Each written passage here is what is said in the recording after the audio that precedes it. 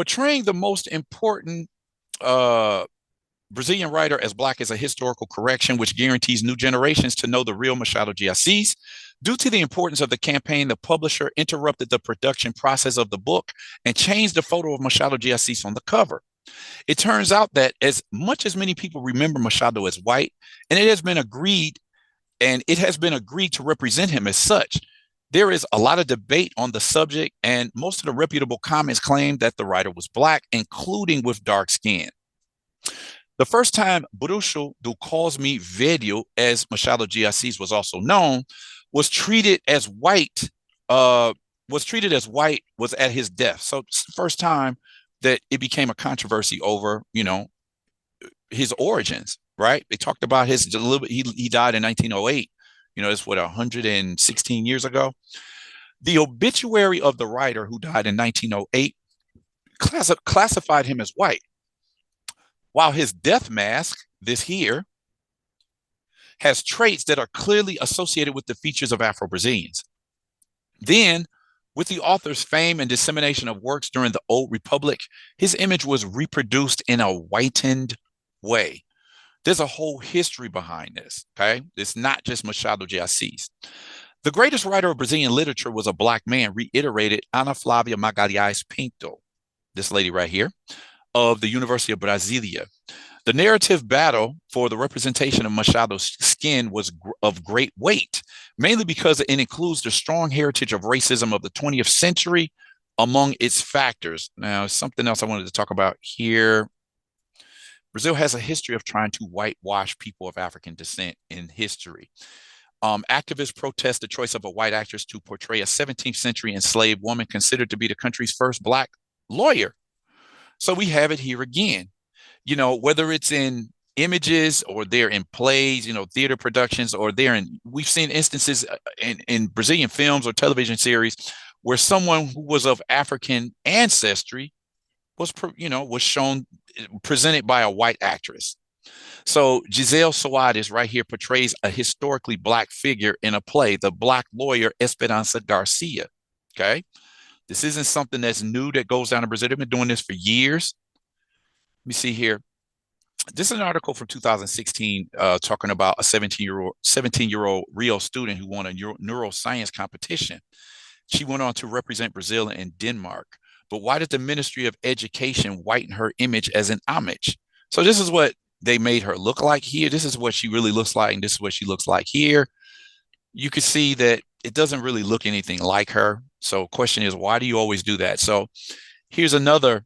This is Machado de Assis, who I'm talking about today. But in this picture right here, this is Nilo Peçanha. He became president of Brazil, I think, in the early part of the 1900s when the sitting president died. So as being the vice president, he's assumed the role of president. He finished up the term, so I think he was president for less than 2 years, maybe around 2 years or a little less. But this is what he really looked like. And then this is the image that Brazil put out to have him presented as a white man. When I saw this picture, they even gave his cheeks a slight pinkish undertone so that in the minds of the public, he would be presented as a white man. So again, this is something that happens in Brazil all the time. Here's another example, whitewashing history, a play in Rio de Janeiro inspired by Afro-Brazilian historical figures, but portrayed by white actors. This is Tia Ciata. And at right, she's portrayed by the actress Cristiana Ubach. And she played this character of Ciata. You can see this is clearly a black woman. Why was she portrayed as a white woman in the play? Now, Tia Ciata is a very important historical figure. She has strong association with the rise of samba in Brazil. Her name was Mai Wanda de Omulu, or Tia Ciata. She was born in Santo Amaro de Purificação in Bahia in the Northeast. And she took the samba de roda, samba circles, to Rio de Janeiro. She was the most famous of the Baiana aunties or chias. She was an important religious leader. And she's just an important figure in Black Brazilian history. People talk about her being in the center of the rise of the samba when musicians would come together at her house. And they came up with this national rhythm that was called samba. It was rejected in the beginning because it was a black art form. But Tia Ciata is somebody you can't forget about. So how is it that you're going to present a black historical figure and present her as a white woman. So this is at the center of what I'm talking about with Machado de Assis, because Brazil has been doing this for years. Having a man that was considered the country's greatest writer being remembered as a black or mulatto man bothered Brazil's elites, who sought to whiten the country's representation as much as possible. An example of this was a letter sent to the literary critic José Veríssimo shortly after Machado de Assis' death in 1908, in which the writer and statesman Joaquim Nabuco, this guy here, protested, describing Machado as a mulatto. He wrote, "Your article in the journal is beautiful, but this sentence caused me to shudder. Mulatto, he was in fact a Greek of the best era," he wrote. "I wouldn't have called him a mulatto, and I don't think anything would have hurt him more than that. Please take it out when you reduce the article to the permanent pages. The word is not literary, and it is pejorative. For me, Machado was white, and I think that's what he took himself to be. When there was foreign blood, this in no way affected his perfect Caucasian characterization. At least I only saw the Greek in him." So this is what Joaquim Nabuco said. He rejected seeing an obituary in which Machado de Assis was being called a mulatto. Now, mind you, keep in mind, there's a lot of people who argue whether some mulatto or Pardo might be part of the black population. This isn't it's supposed to be totally separate, but as you can see, calling somebody a mulatto is considered pejorative as well. So let's not look and see how do some people look at the mixed race population of African descent as part of the black population, others don't. But my point here is that, as you can see, it was not considered a step above to be considered a mulatto, because this guy rejected him being called a mulatto. He wanted him to be recognized as white. He wanted to see him as a Greek. So we see the pattern here. Like, no, we can't see the Brazil's greatest writer as being black. Racial movements clung to the issue and made it a banner of respect for the cultural ancestry of blacks in Brazil. The offensive whitewashing of Machado de Assis was a way of ignoring the role of Afro-Brazilians in the construction of national literature. Machado is, with few reservations, the greatest writer in our history. The debate heated up and the agenda of black movements finally strengthened in 2018.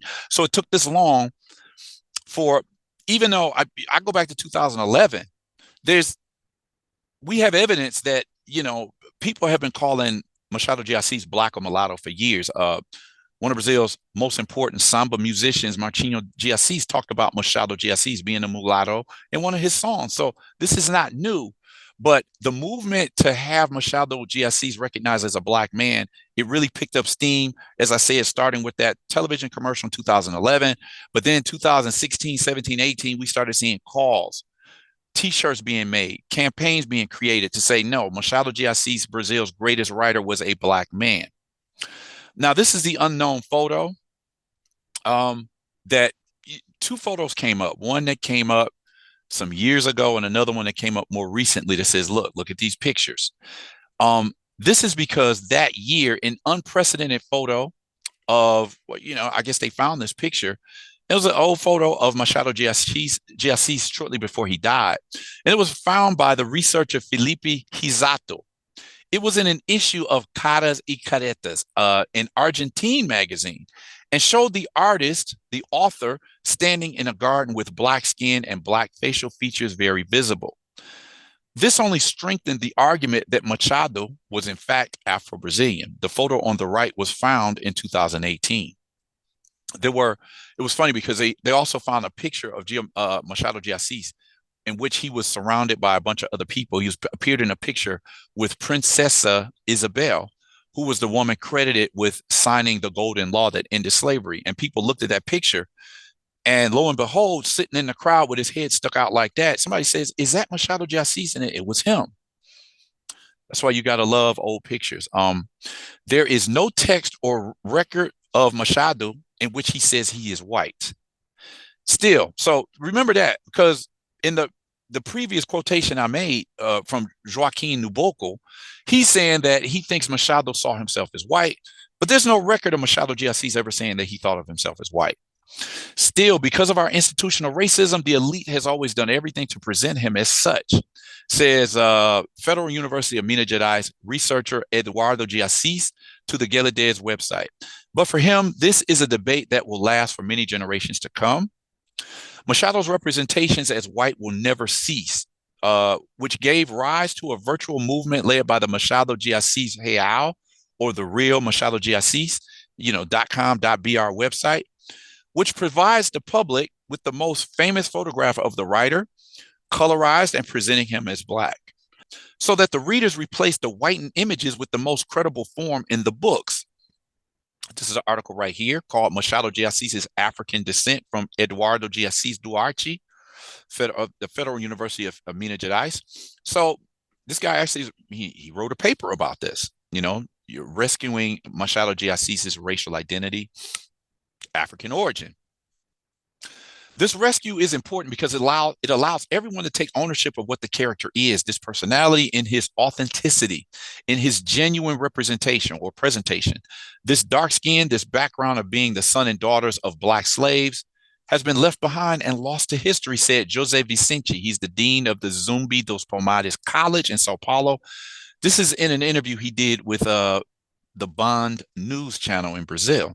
The Caras y Caretas photograph was then subjected to the analysis by historian Joaquim Marçal, the curator of the Brasilianas Fotográfica da Biblioteca Nacional. So that's the National Library of, I guess, Brazilian photograph or photography. For him, the variations in light and the location of the photo make it difficult to give an answer. Speaking of how Machado really looked, as there are parts where the skin appears lighter than others. However, he concluded from the general traits that it is possible to affirm that he was a dark-skinned man, much more so than most of his portraits. So most of this article was taken from the Aventuras na Historia, meaning adventures in history, the website. So this is a debate now. And with more and more Black people having access to the university, they're making their voices heard. Like, look, you can't have Brazil's greatest writer being portrayed as a white man when he was in fact of African ancestry. So I thought this was really intriguing. You go as far as to create a commercial presenting him as white, and people have to, put their foot down like, no, Machado was not a white man.